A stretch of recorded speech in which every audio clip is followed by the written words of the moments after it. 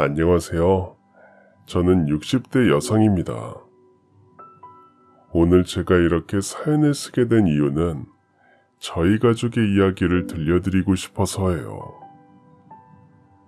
좋은 일만 있다면 너무 좋겠지만 사람의 인생엔 우리가 원하지 않는 큰 파도가 몰려올 때가 있더라고요. 갑작스러운 이별, 예기치 못한 상실, 그리고 가장 가까운 사람의 배신까지 너무도 다양한 상실이 밀려오는 그런 때 말이죠. 오늘 제가 말씀드리려는 저희 가족의 이야기도 그런 아픔 속에서 시작됩니다. 일어나지 않았다면 더할 나위 없이 좋았을 일이었어요. 15년 전 한 집안의 기둥이던 도련님이 세상을 떠나게 되었거든요. 아직 젊은 나이였기에 남은 가족들의 충격은 말로 다 할 수 없었죠. 형수인 저에게도 도련님의 죽음은 충격이었습니다. 남편과 나이 차이가 많이 나는 띠동갑, 늦둥이 도련님이라 제가 결혼할 때도 학생이었던 도련님이었으니까요. 앳된 얼굴로 저를 향해 웃어 보이는 도련님의 모습이 마냥 귀여웠죠. 배실배실 웃기도 잘 웃는 도련님은 장난기가 많으면서도 어린 나이에 맞지 않게 마음이 참 따뜻한 사람이기도 했어요. 명절에 집안이 북적일 때면 늘 저에게 와서 형수님 제가 도와드릴게요 하며 서툴게 전을 부치거나 짐을 나르곤 하더라고요.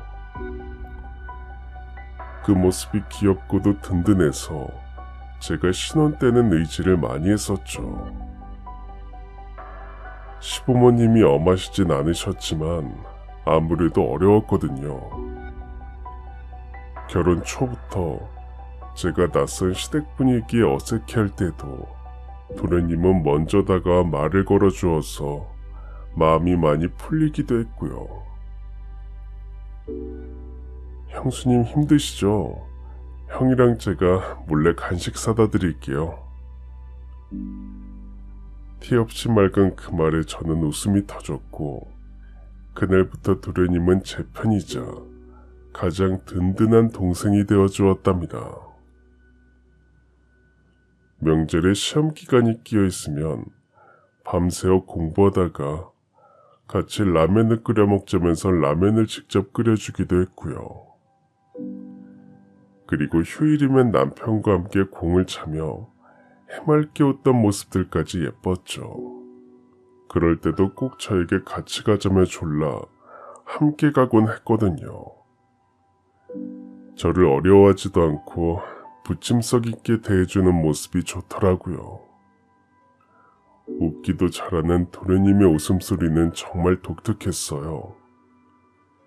한번 웃으면 그 웃음소리 덕에 주변 사람들까지 다 따라 웃게 만들었죠.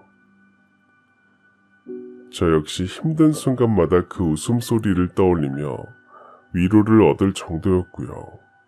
아마 도련님이 저에게 긍정적인 기운을 불어넣어줄 때 웃었던 웃음이라 고민이 있을 때마다 도련님의 웃음소리를 떠올렸던 것 같아요. 형인 남편도 그런 동생인 도련님을 유난히 아껴서 형제가 사이도 좋았죠. 제가 첫 아이를 임신했을 때 도련님은 군인이었는데 휴가 나올 때마다 제 건강 걱정을 하느라 저희 남편보다도 더 유난을 떨어 웃게 해주더군요. 학교를 졸업하고 취업을 한 뒤 첫 월급을 탔을 때도 저희 아이들 선물을 잔뜩 사와서 안겨줄 정도로 저희 아이들에게도 잘하는 삼촌이었어요. 아이들은 그런 삼촌인 도련님을 너무 좋아했고요. 결혼할 사람이 생겼다며 수줍은 얼굴로 동서를 소개했을 때는 저도 진심으로 축하해줬고 결혼 준비할 때 최선을 다해 도왔죠. 우리 형수님 없었으면 저 장가도 못 갈 뻔했어요. 너스레를 떨며 저에게 다가오는 도련님의 모습이 예뻤습니다. 동생이 없는 저에게 도련님은 귀여운 동생과도 같았으니까요. 도련님과 함께했던 모든 장면이 제 기억 속에 생생하게 남았고요. 세월이 흘러 도련님은 어느새 30대가 되었고 아내와 어린 아들을 둔 가장이 되었죠. 그렇게 나이가 들어서도 여전히 예전처럼 밝고 따뜻한 성격이었지만 가족을 책임지는 무게를 느끼며 더 성숙한 모습으로 살아가고 있었고요. 직장에서도 성실함과 따뜻한 성품 덕분에 좋은 평가를 받으며 한창 일에 몰두하던 시기였어요. 그날도 평소처럼 바쁜 하루를 보내고 늦은 시간 퇴근길에 올랐답니다. 그 퇴근길에 가족이 기다리는 집으로 서두르던 도련님이 탄 차를 신호를 무시한 대형 차량이 그대로 덮쳐버린 것입니다.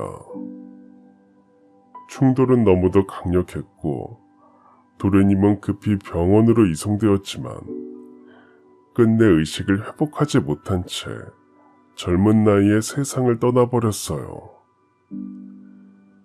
그날의 충격은 저희 가족에게 말로 다 할 수 없는 일이었죠. 시어머니는 차라리 내가 대신 갔더라면 하며 가슴을 치셨고 남편은 망연자실한 채 한참 동안 움직이지 못하고 바라볼 뿐이었고요. 동서는 주저앉아 오열했고 어린 조카는 상황을 이해하지 못한 채 아빠를 부르며 울음을 터뜨리고 있더라고요. 도련님이 갑자기 우리 곁을 떠났다는 건 정말 받아들이기 힘든 일이었어요. 갑자기 차려진 장례식의 영정사진 속 환하게 웃는 도련님의 모습은 장례 내내 저희 가족 모두의 마음을 더욱 무겁게 할 뿐이었습니다. 그 누구도 도련님을 쉽게 보내줄 수 없었으니까요. 장례식장은 깊은 정적과 슬픔으로 가득 차 있었습니다. 입구엔 검은 옷을 입은 조문객들이 끊임없이 줄을 이어 들어왔고 향냄새와 국화 향기가 뒤섞여 공기를 무겁게 감싸고 있었죠. 영정사진 속 환하게 웃는 도련님의 모습은 마치 금방이라도 형수님하고 달려올 것 같아 더욱 가슴을 저리게 만들더라고요. 그 앞엔 하얀 국화꽃이 가득 놓여 있었고 조문객들도 절을 올리며 눈물을 참지 못했습니다. 시어머니는 흰머리가 더 희게 보일 정도로 초췌해진 채로 의자에 앉아 연신 손수건으로 눈물을 훔치시며 믿지 못하는 얼굴이셨죠. 내가 대신 갔더라면이라고 외치는 시어머니의 절규는 주변을 더욱 숙연하게 만들었습니다. 남편은 동생의 영정 앞에 서서 한동안 꼼짝도 하지 못하더군요. 말을 잃은 채 주먹을 꽉 쥔 모습에서 형으로서 지켜주지 못했던 자책이 고스란히 묻어나는 것 같더라고요. 동서는 바닥에 주저앉아 흐느끼며 어린 아들의 손을 꼭 붙들고 있었습니다. 조카가 상황을 이해하지 못한 채 아빠 언제 와 하며 울음을 터뜨렸어요. 그 목소리가 울려 장례식장 분위기를 더욱 가슴 아프게 울렸죠. 도련님이 직장에서 함께했던 동료들과 친구들도 하나둘 찾아왔습니다. 도련님을 추모하려는 사람들이 모여들며 밤이 깊어도 장례식장엔 불이 꺼지지 않았습니다. 친척들도 오래도록 자리를 지켰지만 이야기 대신 긴 침묵으로 슬픔을 함께 나누어 주더라고요. 도련님이 얼마나 좋은 사람이었는지 모두가 알고 있었으니까요. 영정아 불빛이 깜빡일 때마다 마치 도련님이 방긋 웃으며 다시 나타날 것 같은 착각이 들었죠. 어린 조카는 지쳐 엄마인 동서 품에서 잠들었지만 잠꼬대처럼 아빠를 불렀는데 그 목소리가 들릴 때마다 모두의 가슴을 또다시 무너뜨렸습니다.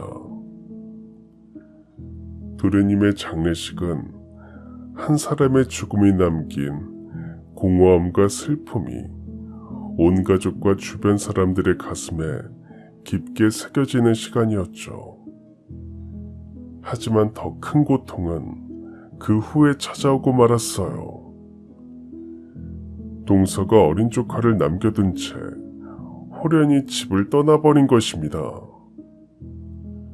도련님이 돌아가시고 6개월이 지난 시점이었는데 이유도 설명도 아이를 맡길 사람도 정하지 않은 채로 떠나버렸죠. 시어머니에게 전화 한 통을 하고는 우는 아이를 두고 나갔더라고요. 그것뿐이 아니라 도련님 앞으로 나온 보험금까지 다 가지고 갔더군요. 동서의 친정에서도 동서의 행방을 모른다고 하며 피하기만 해서 동서를 찾을 순 없었습니다. 도련님이 세상을 떠난 지 6개월 만에 일어난 그 일에 모두가 혼란스러웠죠. 무엇보다 조카가 가장 큰 상처를 받았을 겁니다. 그 순간부터 조카는 사실상 홀로 남게 되었을 거고요. 그때 큰엄마인 저는 아이를 꼭 껴안으며 마음속으로 다짐했어요. 이 아이만큼은 절대 외롭게 두지 않을 거야. 내가 끝까지 지켜주겠다. 도련님이 세상을 떠나고 동서마저 집을 떠난 뒤 도련님의 집안은 텅 빈 그릇처럼 공허해졌을 텐데 그곳에 홀로 남은 아이를 지켜주고 싶었거든요. 연로하신 시부모님께서 늦둥이 아들을 잃고 아직 마음이 힘드신데 손자인 어린 조카까지 돌보는 일을 하시기엔 벅차실 것 같다는 생각도 들었고요. 그리고 무엇보다 도련님을 생각하면 아이를 외면할 수 없겠더군요. 그때 제가 내린 다짐은 단순한 약속이 아니라 새로운 가족의 시작이었습니다. 어린 조카를 품에 안았을 때 늦둥이를 얻은 것 같은 기분이 들었기도 했죠. 내 품에서 다시 아이 냄새가 나고 5살 난 아이의 작은 손을 잡고 걸을 때마다 내가 또 다른 아이를 키우는구나 하는 벅찬 감정이 일더라고요. 조카 지훈이는 저에게 단순한 조카가 아니라 더 작은 도련님처럼 느껴졌습니다. 그래서 조카는 세상에서 지켜주고 싶은 또 하나의 아들이 되어버린 것이죠. 5살이 어린 지훈이가 눈물을 머금은 눈으로 절 바라볼 때 제 마음이 그렇게 굳어졌습니다. 그래서 하나하나 지훈이와 함께하며 아이의 상처가 덧나지 않도록 신경 썼죠. 제가 밥상을 차릴 때면 저희 아이들과 나란히 앉아 젓가락질을 하는 지훈이를 보며 잃어버린 무언가가 조금씩 채워지는 듯한 따뜻함이 느껴졌습니다. 도련님을 잃은 상실감이 채워지기 시작했다고 해야 할까요? 동서가 워낙 시댁과는 거리를 두고 지냈던 탓에 아이가 생김새만 도련님을 닮은 줄 알았는데 마음 씀씀이도 닮았더라고요. 그러다 보니 그저 조카로만 바라볼 때보다 더 애틋한 마음이 들더군요. 지은이는 마치 그 마음을 아는 것처럼 저와 잘 지내려고 했습니다. 작은 손으로 심부름을 하려고도 하고 뭐든 잘하려고 하면서요. 지은이가 애쓰는 모습을 보일 때마다 눈치를 보나 싶어 마음이 아팠지만 더 챙기고 더 잘해주면서 아이의 마음이 어둡지 않기를 바랄 뿐이었습니다. 저희 아이들도 지은이를 진심으로 아껴주면서 제 마음이 지은이에게 더 잘 전달될 수 있도록 도와주더군요. 도련님이 저희 아이들에게 늘 좋은 작은아버지였기 때문인지 아이들도 도련님이 해주었던 것처럼 지은이를 챙기곤 했습니다. 용돈을 받을 때마다 지은이의 장난감을 사다 주고 소풍 전날이면 간식을 챙겨주던 도련님처럼 말이죠. 아이들은 어린 사촌 지은을 돌보는 것이 단순한 의무가 아니라 마치 도련님의 빈자리를 대신 메우는 사랑의 연장선처럼 보였습니다. 그런 아이들을 바라보며 저도 지은이에게 더 잘하려고 했습니다. 학교 운동의 날엔 응원석에 앉아 목청이 터져라 소리치며 지은이를 응원했어요. 누가 보면 극성엄마로 보일 정도로 유난을 떨었던 것 같아요. 저희 아이들 운동회에서도 그래 본 적이 없었는데 말이죠. 학원비가 모자랄 땐 허리띠를 더 졸라매며 비용을 마련했습니다. 지은이가 공부를 제법 잘했거든요. 하나를 가르치면 열을 안다는 천재처럼 날이 갈수록 영리해지더라고요. 그래서 조금 무리가 되더라도 지은이를 지원해주고 싶었습니다. 시부모님과 남편은 그런 저에게 미안해하면서도 고맙다고 했지만 지은이에게 그렇게 할 수 있었던 건 온전히 저의 의지였어요. 그날 이후 저는 제 삶의 우선순위를 완전히 바꿔야 했습니다. 지은이가 느낄 수 있는 공허와 상실을 최소화하고 싶었거든요. 아침마다 아이를 깨울 때 저는 지은이에게 늘 같은 말을 해주었죠. 지은아, 오늘도 엄마가 응원해. 넌 무엇이든 잘할 수 있는 아이야. 아이의 마음에 안정과 자신감을 심어주고 싶었기 때문에 그렇게 했습니다. 학교 준비물이나 숙제를 챙길 때도 제 자식들보다 더 꼼꼼히 봐주곤 했어요. 혹여 선생님께 꾸중을 듣고 상처받을까봐 작은 것도 놓치지 않으려 했습니다. 제가 아르바이트를 하면서 보태도 경제적으로 쉽지 않았지만 지은이가 배우고 싶은 것들을 포기하지 않도록 도왔어요. 피아노를 배우고 싶다고 하면 중고 피아노를 들여놓았고 책을 좋아한다 하면 헌책방을 돌아다니며 동화책을 사다 주었죠. 밤마다 함께 책을 읽으며 지은아, 네 꿈은 무엇이니 하고 묻기도 했습니다. 그럴 때마다 아이는 반짝이는 눈으로 과학자가 되고 싶어요 라고 말하더군요. 저는 그 말을 들을 때마다 이 아이의 꿈을 반드시 지켜줘야겠다는 다짐을 하며 마음을 다잡았습니다. 저에게 무엇보다 중요한 건 지은이의 마음이었으니까요.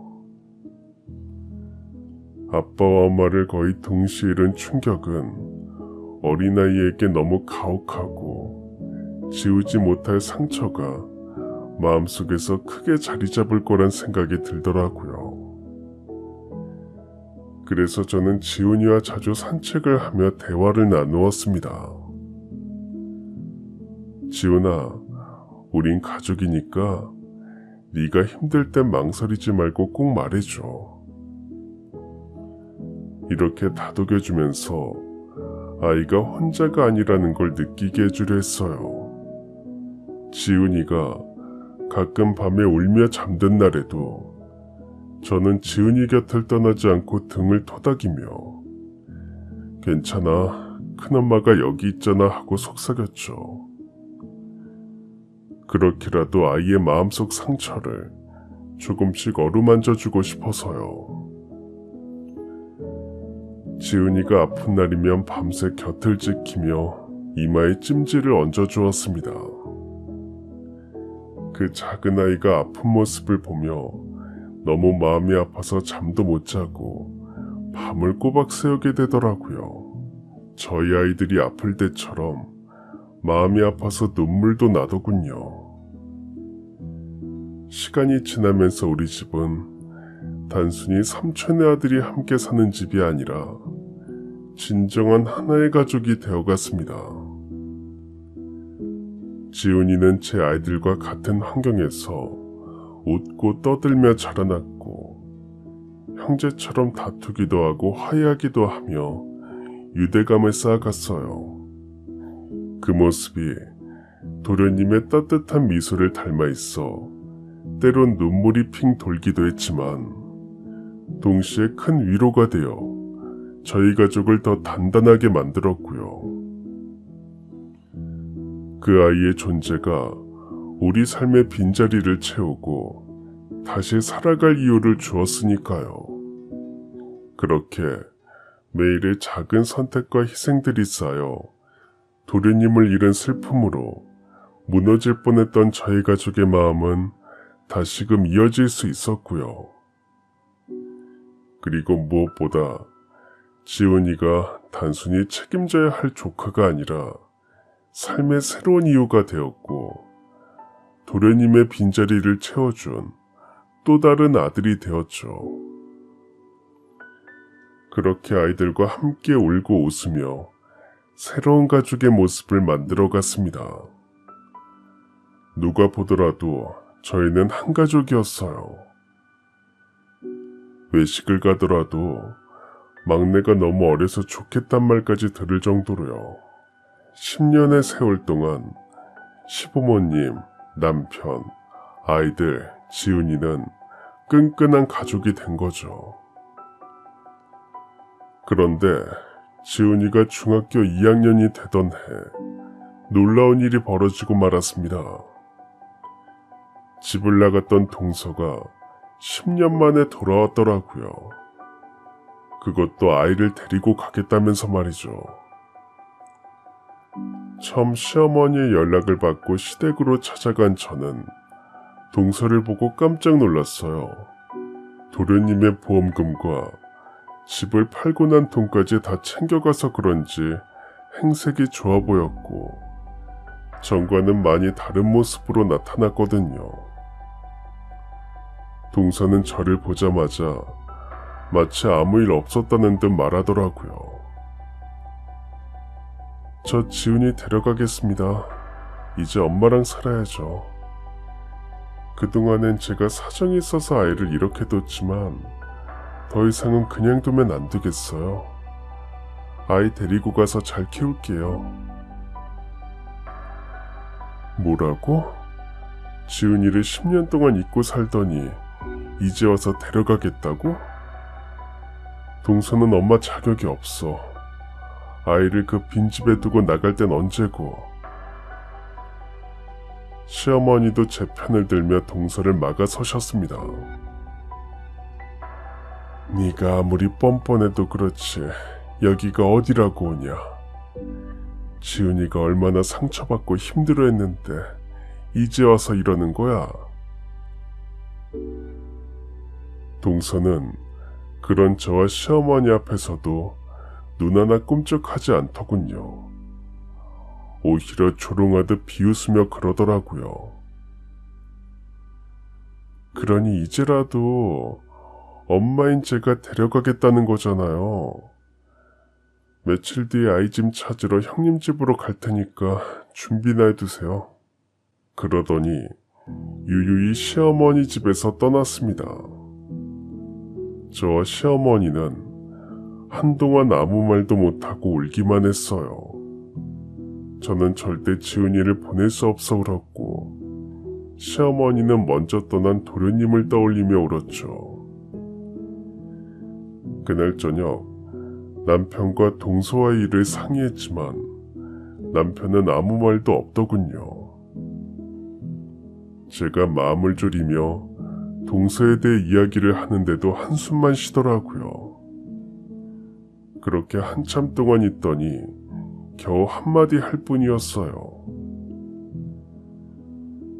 그래도 친엄마인데 지훈이 생각도 중요한 것 아닐까? 우리야 지훈이가 있어서 좋았지만 지훈이는 생각이 다를 수도 있으니까 지훈이에게 물어봐야 하는 거 아닐까? 하지만 저는 도저히 아이에게 동서의 이야기를 할 수 없었습니다. 아이가 너무 반가워한다고 해도 서운할 것 같았고 반대로 싫어한다고 해도 마음이 아플 것 같아 말을 못하겠더라고요. 그리고 무엇보다 아이가 상처받지 않을까 싶은 마음이 가장 컸죠. 혹여나 아이가 버림받았던 그 기억을 고스란히 가지고 있다면 상처를 더 후벼 파는 일이 될 수도 있었으니까요. 혼자서 전전긍긍하며 초인종이 울리기만 해도 가슴을 부여잡으며 그렇게 시간이 흘렀고 지훈이를 바라보기만 해도 눈물이 날 것 같았어요. 하루하루 시간이 흐를수록 고민만 깊어갔습니다.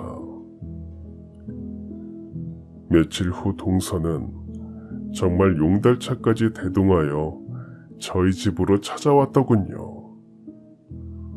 온 가족이 놀란 얼굴로 동서를 바라보기만 했고요.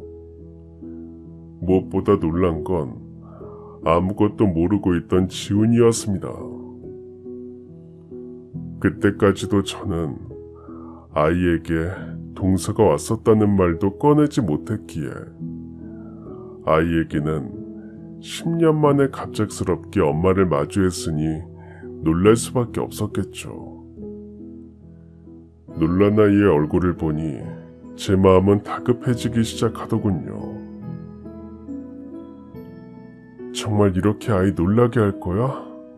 이게 뭐하는 짓이야? 아직 아이에게 말도 못했어. 이 큰일을 이렇게 갑자기. 동서는 저희 외침에도 아이를 향해 다가가더니 말하더라고요. 지훈아, 이제 엄마랑 가자.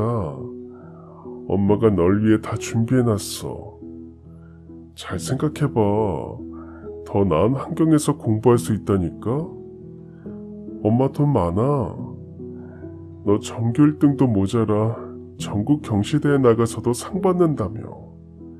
그거 하나면 너도 나도 더 잘 될 수 있어. 그 말을 듣고 나서야 동서가 아이를 찾아온 이유를 알 것 같더군요. 아이가 성적이 좋은 통에 학교 앞이나 학원에 현수막이 붙는 일이 많았거든요. 정확한 용도는 알 수 없었지만 그런 아이를 데리고 가 그 덕을 보려는 게 눈에 보이더라고요. 그랬기에 저는 동서를 막아서며 아이를 절대 보낼 수 없다고 했습니다. 그러자 동서는 저를 비웃으며 밀어내면서 그러더라고요. 눈에 쌍심지를 켜고 위아래로 훑어보면서요. 지금 남의 자식한테 매달려 공치사를 하고 싶나 본데 그렇게는 안 되죠. 얘 잘되면 거기에 매달리려고 그러는 거예요? 지금 이렇게 사는 것보다 더 좋은 환경에서 살 수 있는데 왜 막아요? 말다툼은 점점 더 격해지면서 목소리가 높아졌습니다. 동서는 법적인 친권을 내세우며 아이를 데려가겠다고 우겼고, 저는 눈물로 막아서며 아이를 못 보낸다고 했으니까요.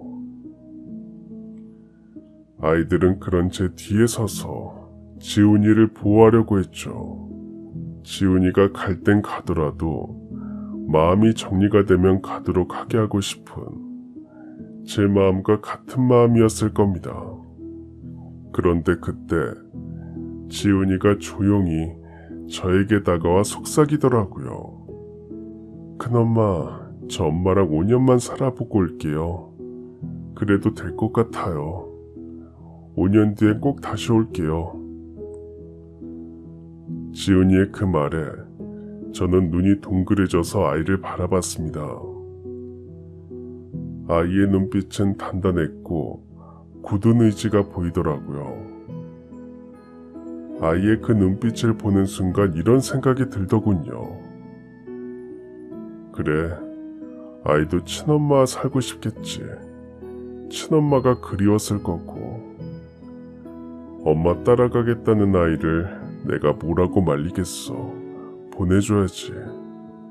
저의 가슴이 미어졌지만 결국 아이가 원하는 대로 눈물을 머금고 지훈이를 떠나보낼 수밖에 없다는 생각이 들더라고요. 그래서 아이에게 그랬습니다. 지훈아, 그렇게 하고 싶으면 그렇게 해. 엄만 항상 지훈이 편인 거 알지? 지훈이 마음이 가는 대로 해. 아이는 그렇게 말하는 저를 꼭 안아주더니 자신의 방으로 갔습니다. 아이는 책과 옷가지만 가지고 가겠다며 하나하나 짐을 싸더군요. 동서는 아이가 받은 상장과 트로피를 더 신경 쓰며 챙겨서 용달차에 싣더라고요. 저와 남편, 아이들은 그 모습을 바라보며 눈물을 흘릴 뿐이었습니다. 지훈이는 그런 저희 가족을 보지도 못하고 고개를 숙인 채로 짐을 챙겼죠. 마치 죄를 지은 듯 행동하는 모습에 가슴이 미어지더라고요. 그리고 마침내 짐을 다 챙긴 지훈이가 집을 떠나는 그 순간 집안은 숨소리조차 크게 느껴질 만큼 고요했어요. 누군가 한마디라도 하면 모두가 울 것 같았죠. 도련님 장례식 때처럼 말이에요.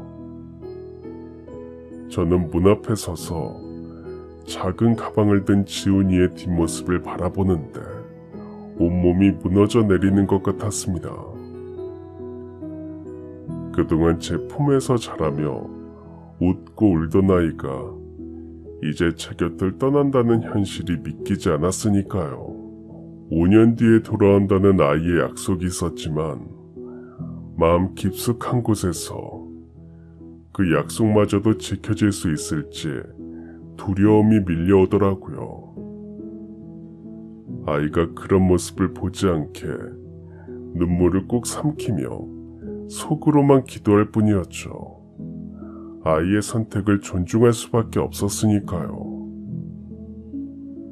남편은 말없이 현관벽에 기대 서 있었지만 그의 굳게 담은 입술과 붉어진 눈가가 모든 마음을 말해주고 있었어요. 평소에도 말없이 무뚝뚝한 사람이었는데 지훈이를 아들처럼 여겨왔기에 누구보다 더 큰 상실감을 느끼고 있음을 알 수 있었죠.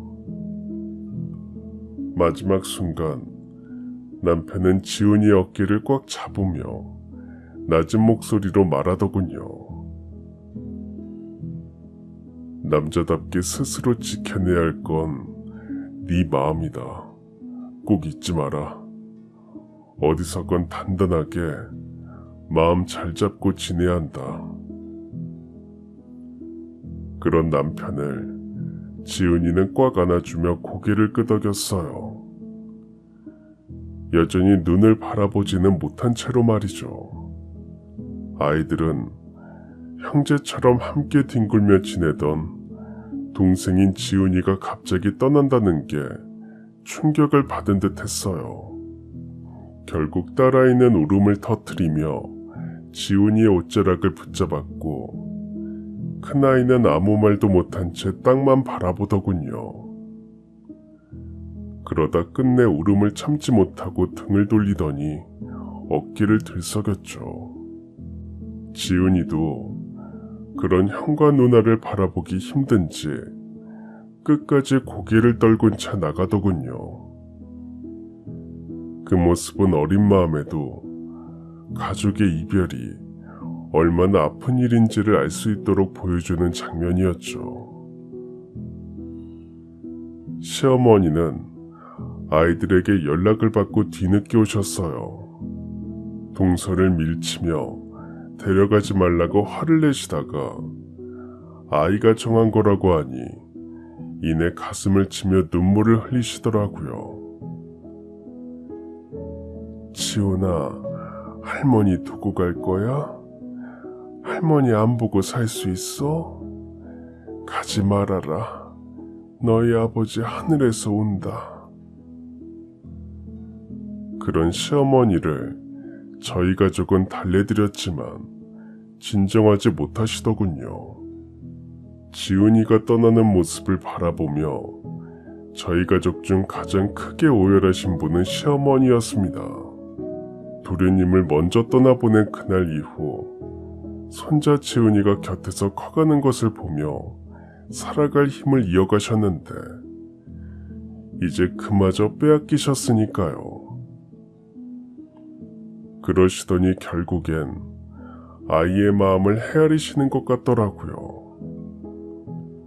떨리는 손으로 지훈이 손을 잡고 할미는 늘 여기 있다는 말을 반복하시면서 아이의 얼굴을 눈에 담으려고 하셨어요. 마치 지훈이의 기억 속에 이곳이 네 집이라는 흔적을 새기려는 듯이요. 지훈이는 가족들을 제대로 바라보지도 못하더니 차에 올라탄 뒤에야 창문 너머로 가족들을 바라보며 조용히 손을 흔들더라고요. 저에게 엄마를 따라가겠다고 말할 때처럼 눈빛은 흔들리지 않았지만 입술은 꼭 다문 채 미세하게 떨리고 있는 게 보였죠. 그런 아이가 조금이라도 마음 편하게 갈 수 있도록 눈물을 참으려 했어요. 그러다 아이가 탄 차가 멀어지자 현관 앞에 서 있던 저희 가족들의 울음이 한꺼번에 터져 나왔습니다. 아무도 움직이지 못한 채 멀어지는 차를 바라보면서요. 아이가 탄 차가 보이지 않을 정도로 멀어질 때까지 한참을 그렇게 서 있었어요. 그러다 다시 돌아온 집안에 남은 공기는 무겁게 가라앉았더라고요. 앞으로 가족들이 겪어야 할 지훈이의 빈자리의 크기가 얼마나 클지 모두가 직감하고 있었기에 깊은 상실감이 느껴져서 더 그랬던 것 같아요. 하지만 동시에 마음 한켠엔 한 가지 희망이 있었습니다. 5년 뒤에 다시 돌아오겠다는 지훈이의 약속을 믿어보기로 한 거죠. 그 약속 하나가 남은 가족들을 버티게 하는 힘이 되어줄 것 같았고요. 그 희망까지 없다면 저희 가족은 너무 큰 상실감으로 아팠을 겁니다. 그랬기 때문에 지훈이가 약속한 5년을 기다려보기로 했습니다. 지훈이는 엄마를 따라간 이후로 연락 한 번 없이 잠깐의 시간을 내어 저희 집이나 시부모님 집에 들리지도 않더군요. 그러다 보니 시간이 흐를수록 지훈이가 돌아오지 않을 수도 있다는 생각이 들기도 했지만 저는 지훈이를 믿고 기다려보기로 했습니다. 지훈이라면 저희와의 약속을 지킬 거라고 생각했으니까요. 그렇게 시간은 흘러 지훈이가 떠난 지 5년이 지나더라고요. 아이들은 제 짝을 만나 결혼을 했고 그 사이 시아버지는 돌아가셨죠. 그때도 지훈이에게 연락할 방법이 없어 지훈이 없이 하게 됐습니다. 아이가 함께 할 수 있었다면 얼마나 좋을까 싶었지만 혹여나 동서 때문에 소란스러울까 싶어 찾을 수 없더라고요. 시어머니는 혹시나 아이가 시댁으로 찾아올까봐 시간이 날 때마다 그 앞에 가셔서 서성이다 집으로 돌아오시곤 했어요. 시어머니가 저와 남편이 사는 집으로 오셔서 함께 지내고 계셨거든요. 연세가 많이 드시니 홀로 지내시는 게 힘들었으니까요. 그런데도 지훈이가 꼭 올 거라면서 그렇게 나가보시더라고요. 그렇게 저희 가족은 연락 한 번 없는 지훈이를 기다렸습니다. 지훈이가 돌아오는데 시간이 더 걸릴 수는 있지만 언젠가는 꼭 돌아올 거라는 믿음을 버릴 수가 없어서요. 그러던 어느 날 초인종을 누르는 소리에 현관문을 열었다가 그 앞에 서 있는 지훈이를 본 저는 그대로 무너져 앉아 울었습니다. 떠날 때보다 키도 크고 덩치도 커진 지훈이는 큰엄마인 저의 손을 오랫동안 참고 잡았다는 듯 꼭 잡으며 말하더라고요. 엄마, 이제 제가 지켜드릴게요. 10년 동안 저 지켜주셨잖아요. 그런 지훈이를 끌어안고 한동안 아무 말도 못했습니다. 지훈이는 그런 저를 안심시키듯이 끌어안고 다독여 주더군요.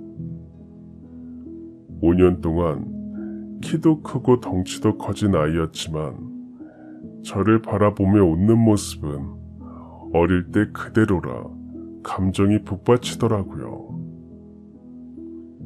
시어머니도 지훈이를 보시고 눈물을 흘리며 반기셨어요. 어떻게 연락 한 번 없다가 이렇게 나타났어, 이 무심한 녀석아. 할머니가 목이 빠지는 줄 알았어. 전화라도 한번 하지 그랬어. 그러면 마음이 약해져서 바로 오고 싶을까봐 참았어요. 저도 너무 보고 싶고 목소리도 듣고 싶었는데 참아야 했어요. 안 그러면 제가 아버지 어머니께 너무 피해를 드리게 되니까요. 지훈이는 눈물을 닦으며 앉아서는 한 손으로 시어머니 손을 잡고 한 손으로는 제 손을 잡더니 그동안 어떻게 지냈는지 차분한 목소리로 이야기했습니다. 친엄마인 동서와 떠난 그 순간부터 아이의 삶은 완전히 달라졌다면서요. 동서는 마치 오랫동안 준비라도 한 듯 곧바로 지훈의 일정을 채워 넣었답니다. 강남의 대형 학원에도 등록해주고 수백만 원짜리 패키지 강의를 끊어줬대요. 이름만 들어도 알만한 스타 강사들의 수업을 전부 들을 수 있게 했다고 했죠. 그래도 부족한 과목은 과외를 추가로 더 시켜주더랍니다. 그러면서 철저한 통제를 하기 시작하더니 하루 스케줄을 분 단위로 짜서 저녁마다 과외 선생이 집으로 와서 수업을 하도록 했고요. 지훈이의 책상엔 주마다 새로운 문제집이 쌓여 있었고 그렇게 좋아하던 게임이나 친구와의 약속은 당연히 허락되지 않았대요. 방학이면 미국으로 어학연수를 보내면서 앞으로는 세계로 나가야 한다는 기계 같은 말을 반복했답니다.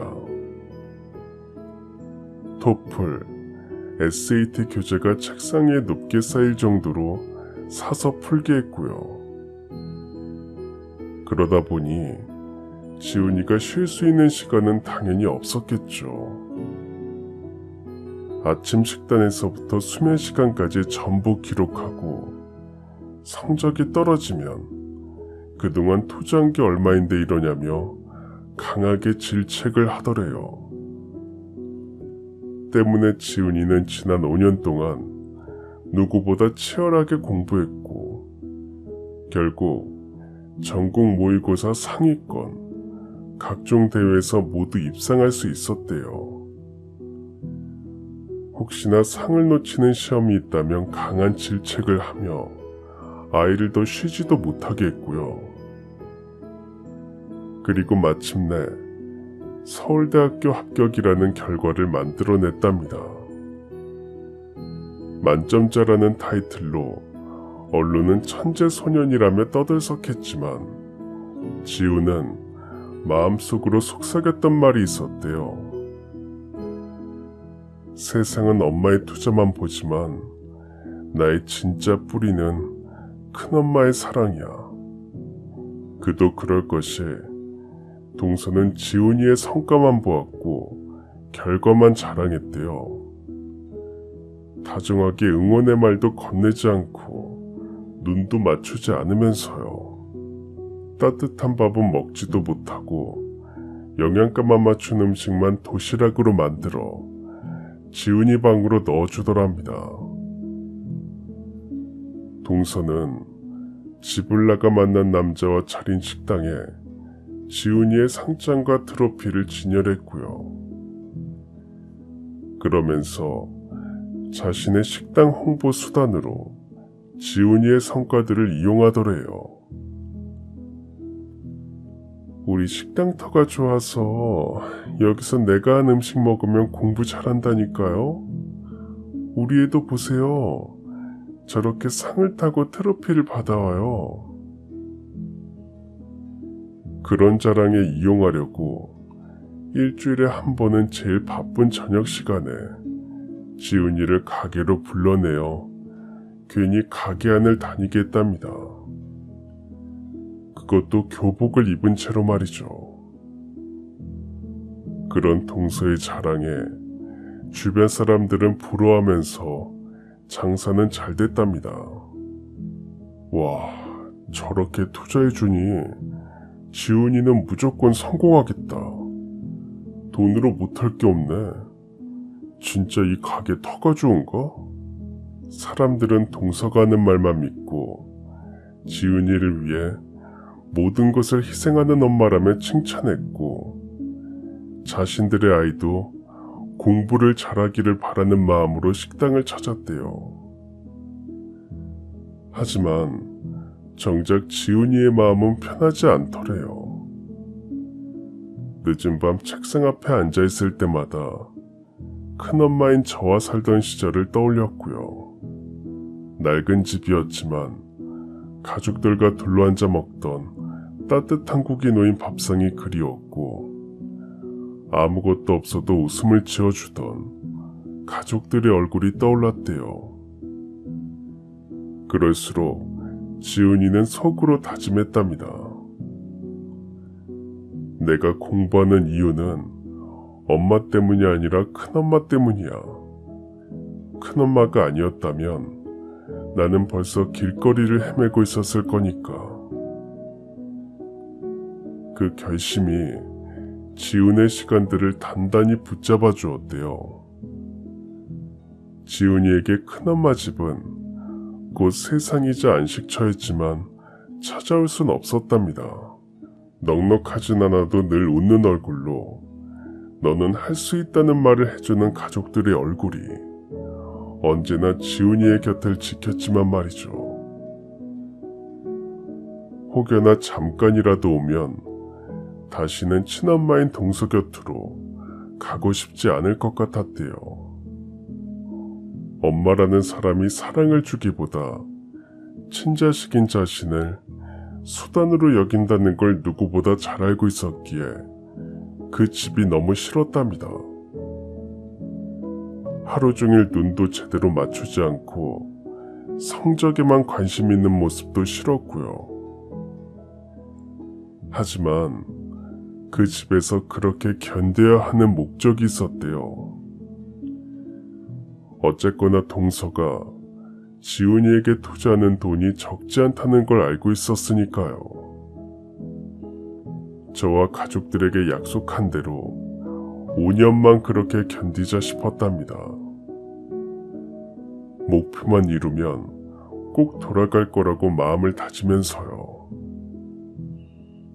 그리고 마침내 서울대에 합격했다는 소식이 알려지자 동서는 식당에 현수막까지 걸고 주변에 떠벌리고 다니더랍니다. 우리 아들이에요. 내가 다 뒷바라지해서 이렇게 된 거예요. 그러니까 우리 식당에서 밥 먹으면 그 기운이 전해지는 거라니까요. 정작 지훈이에게는 수고했다는 말 한마디 없었으면서요. 그 흔한 쓰다듬는 일조차도 하지 않으면서 자랑만 했던 거죠.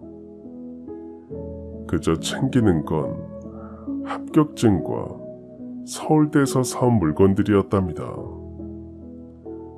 상징 마크가 크게 새겨진 것들로 잔뜩 사와서 여기저기 두더랍니다. 그 많은 돈을 투자했으니 그 정도는 해내야 한다는 듯이 그러더래요. 너도 이제 밥값 좀 해야지. 그동안 학원비에 연수비용, 과외비까지 돈이 얼마나 많이 들어간 줄 아니? 매일 가게에 나와서 카운터에 있어. 서울대생이 거기 떡하니 있어봐라. 우리 가게가 동네 명소 되는 건 시간 문제야. 투자를 했으니 그 정도는 내가 돌려받아야 하는 거 아니니? 나 아니었어 봐. 너 그 집에서 거지같이 살아있던 거 잊지 마라. 아니 엄마, 전 이미 약속했어요. 큰엄마랑 5년 뒤에 다시 함께 하겠다고요. 이젠 저희 집으로 돌아갈 거예요. 가족들이 저를 기다리고 있을 거니까요. 그리고 사실 엄마가 날 버렸던 것도 알고 있어요. 저 다 기억하거든요. 엄마가 할머니께 전화를 해서 저를 두고 갈 테니 와서 챙기라고 했던 말도 다 기억해요. 집 언제까지 비워줘야 하니 그 안에 애 챙겨가라고 했잖아요. 저는 쓰레기처럼 버렸죠. 못 키우겠으면 고아원에 데려다줘도 된다고 하면서 우는 저를 두고 나가면서 저에게 더 이상 엄마 찾지 마. 너 이제 엄마 없어라고 했던 기억이 남았어요. 그런 저를 큰엄마는 진짜 사랑으로 길러주셨죠. 엄마처럼 성적만 보지도 않았고요. 어려운 살림에 제가 학원을 갈 수 있게 큰엄마는 아르바이트도 하셨어요. 제가 하고 싶은 일이라면 할 수 있게 해주고 싶다면서 희생하신 거죠. 엄마처럼 엄마의 이득을 얻기 위해 투자를 하신 게 아니라요. 그 순간 동서의 얼굴이 굳어지더니 화를 내며 그러더랍니다. 지은아, 이제 큰엄마한테 돌아갈 필요 없어.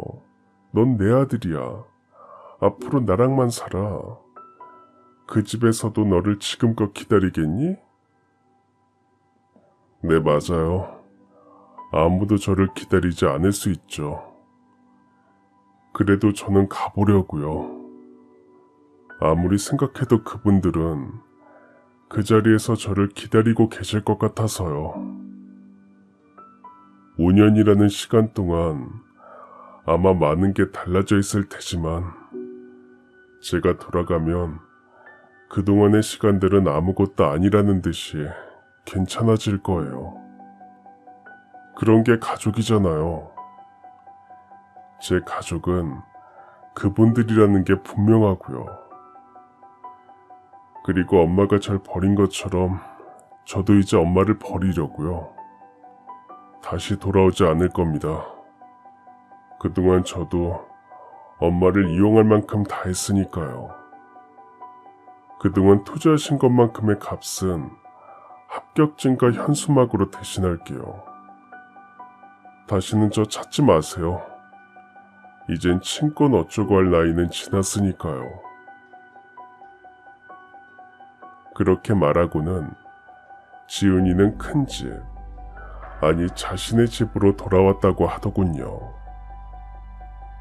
돌아와 저희 가족 앞에 당당히 서기 위해 버텼던 시간들이 이제야 보상받는 것 같다고 하면서요. 지은이가 돌아왔다는 소식에 온 가족이 모여 축하를 했습니다.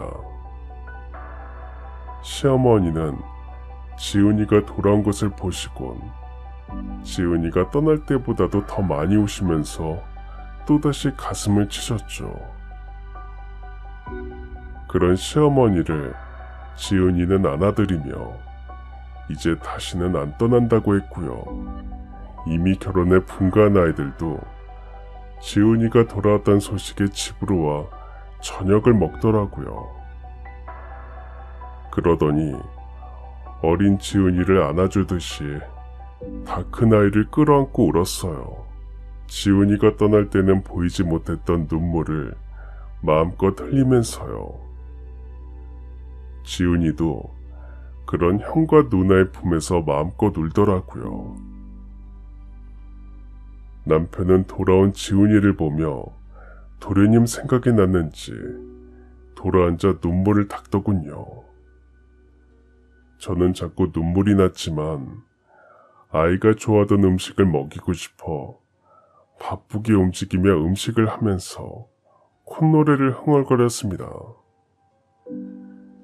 지은이가 비록 어린 시절 집안 형편이 넉넉하지 않기는 했지만 늘 따뜻한 정을 느끼며 자라났던 기억으로 버틸 수 있었다고 했으니까요.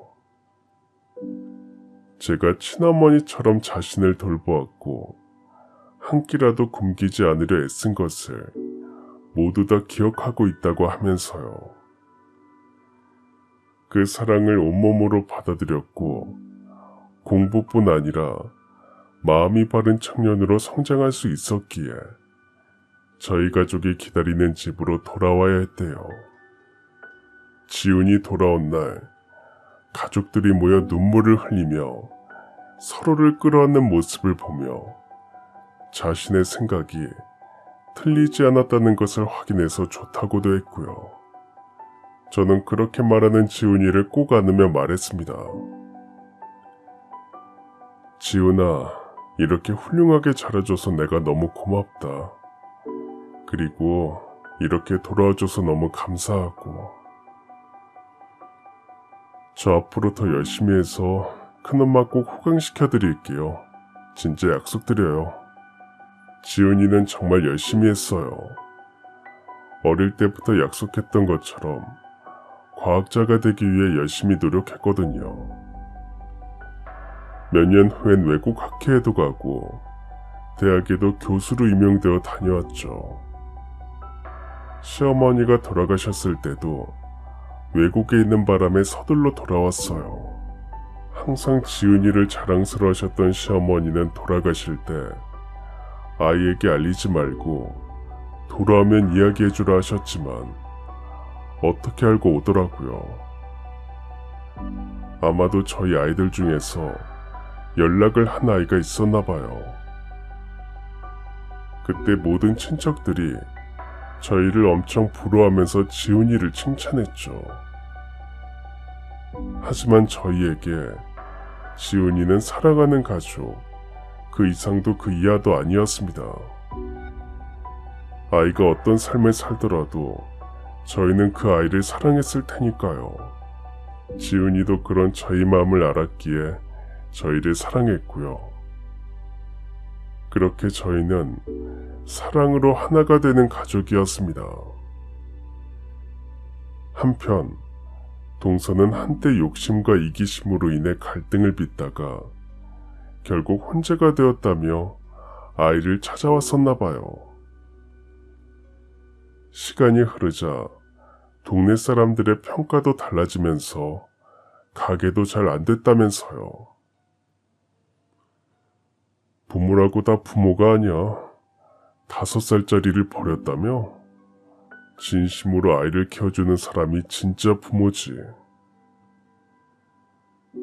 지훈이가 한 TV 프로그램 강연 무대에 나가 자신의 이야기를 하면서 알려지게 된 동서의 실체에 사람들이 돌아서고 비난했답니다.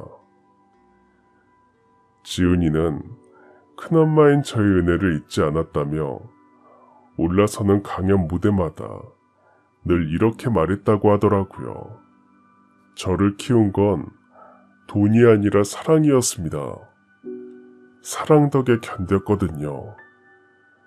저를 버린 사람이 아니라 끝까지 지켜준 큰엄마 덕분에 제가 여기까지 올 수 있었고요. 그 말을 듣는 청중들의 눈시울이 붉어지며 여기저기 지훈이의 사연이 알려졌대요. 그 감동은 단순한 사연을 넘어 가족의 진짜 의미를 되새기게 했다고 하면서요. 그 바람에 동서는 가게가 망하면서 그 남자와도 멀어졌나 보더라고요. 그러면서 지훈이에게 함께 살자고 했지만 지훈이는 그럴 생각이 없다고 했답니다. 저는 바라던 대로 해서 그 결과 가져다 드렸으니 된 거 아닌가요? 그 남자와 저희 아버지 죽음 덕에 먹고 산다고 했던 말을 듣고도 그 집에 있었던 건 그 정도는 제 몫이라고 생각해서였어요. 전 엄마에게 빚진 건 없습니다. 그러니 다시는 찾아오지 마세요. 전 더 이상 어린아이가 아니에요. 그렇게 말하며 눈물을 닦는 아이를 저는 아무 말 없이 안아주었어요. 그래도 친엄마를 그렇게 돌아섰을 땐 아이의 마음이 아팠을 것 같아서요. 아이가 그런 고통에서 벗어날 수 있도록 더 챙기고 잘해주는 수밖에 없었죠. 지훈이 돌아온 뒤 저희 가족은 빈자리 없이 더욱 단단하고 화목해졌으니까요. 명절이면 모두 모여 둘러앉아 웃음꽃을 피웠고 손주들도 지훈을 보며 꿈을 키워갔고요.